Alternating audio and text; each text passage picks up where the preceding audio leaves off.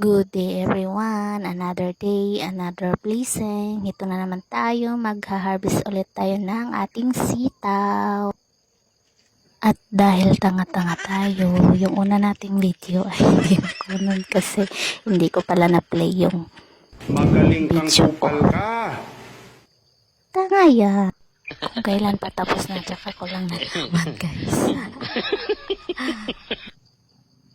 Sulit talaga ang pagod guys kapag ganito na guys. So nag-harvest na tayo. Kaya naman pag sinabi ni Jowa na mag-harvest, sasama talaga ako guys. Kasi gusto ko yung mag-harvest ko.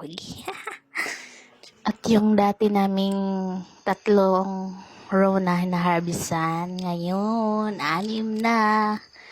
Nakaka-harvest na din kami dito sa tatlo naming row. Yan guys. So, ang last na row is ampalaya at saka okra. At tara! Thanks for watching!